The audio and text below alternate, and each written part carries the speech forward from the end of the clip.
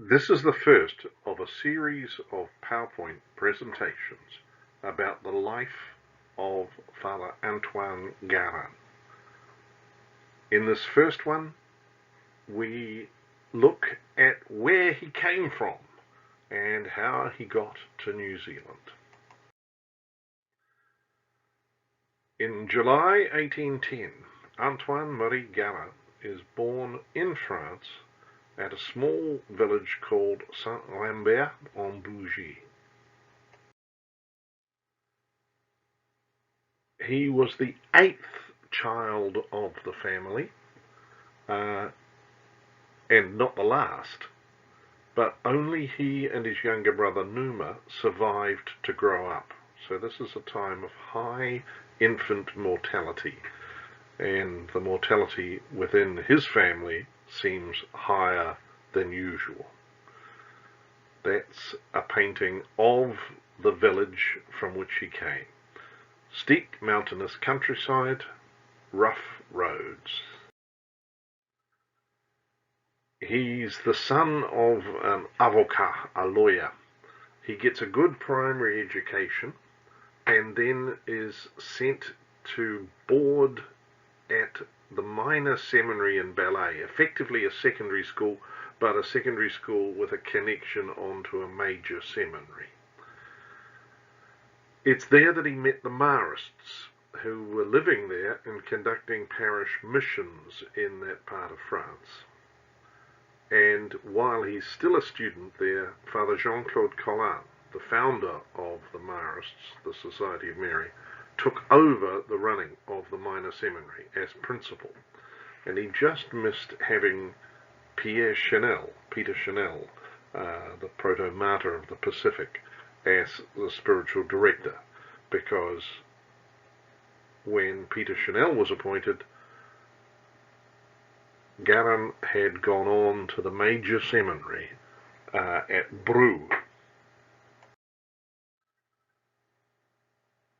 You can see the monastery of Brou there on the map, and again you get the idea of the roughness of this countryside, which is divided up into little valleys.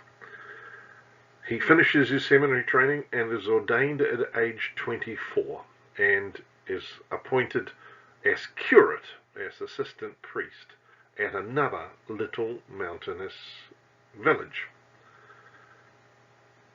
A year later, he's transferred to Chalamont, yet another village, but this one Marshy, known for its mosquitoes, yellow fever, and the short life expectancy there.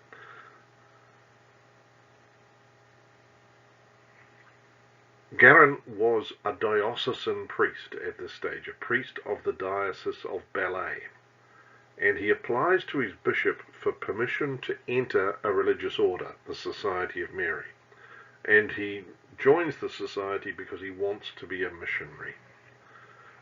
So 4 years after ordination, at age 28, he begins his novitiate with the Marists in Ballet. This is a spiritual year, and notice he's actually sent back to effectively his secondary school.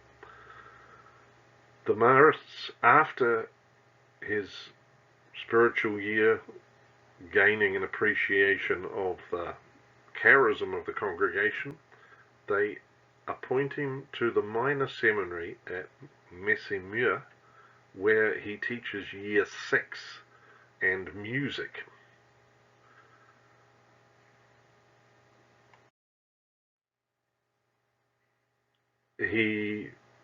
The pupils in the school didn't know of his intention to become a missionary, so his departure was a surprise to his pupils, and he is an account of it. The few teachers and pupils who are still alive, or were alive when this was written, they'll be very old now, remember how surprised and then how edified they were when one day the bell was rung for an unscheduled evening service.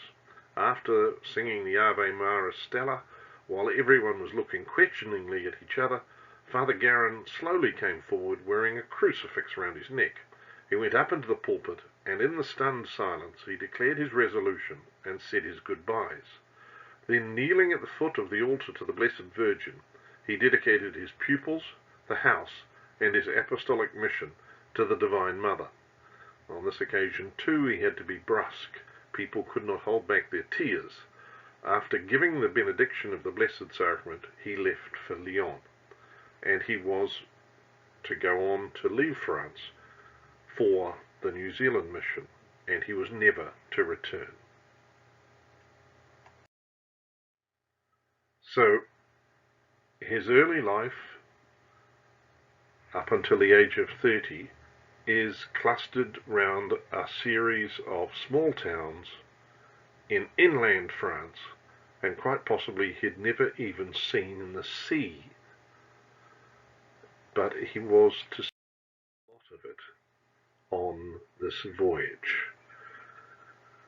This is his map of the voyage to New Zealand. He in fact did it, took the notes in a journal and diary, and in a small atlas while he was on board ship. And when he arrives in New Zealand, he transcribes it onto this large sheet of paper, which he posted to his parents. He was part of a missionary group consisting of 3 Marist priests, 1 diocesan priest, 2 seminarians, 5 Marist brothers, and 3 laymen. Here's the letter, which you can see is written into the different continents. So here in Greenland is the start of the letter. My dearest parents, it's a great pleasure to me to send you this little map of my big trip. I thought you'd like it, and that my father would be particularly interested in it, as he did a map of where he went in Germany. Because we had a map at our place of a land journey, I had to make a sea voyage if I was to please the connoisseurs. This map could even be useful, in my opinion, as if any of you wanted to come and find me, they could easily follow the route I've shown. I think you're getting something of the sense of humour of Antoine Garin. If you want to have an idea of the fastest sections of our voyage, look at the ones as we are leaving the English Channel. The one for 14th to 15th December, for example. It's one of our best, around 90 or 100 leagues, even though our ship is no fast clipper. The little black circles mark off the days. They go from midday to midday, because that's when our position is established with instruments called T-sextants. All these are correctly positioned, as they asked the captain our latitude and longitude every day, and I copied my map from his. So this is a guy who's interested in the world around him. He includes a map of the ship, the Mary Grey. They sailed from London on the Mary Grey 8th December 1840 and arrived in Sydney 7th of May 1841. So some 6 months effectively. There they transshipped to the Earl Durham, leaving Sydney on the 1st of June, and arrived in the Bay of Islands on the 15th of June 1841. So 2 weeks from Sydney to New Zealand. And Garin is 30.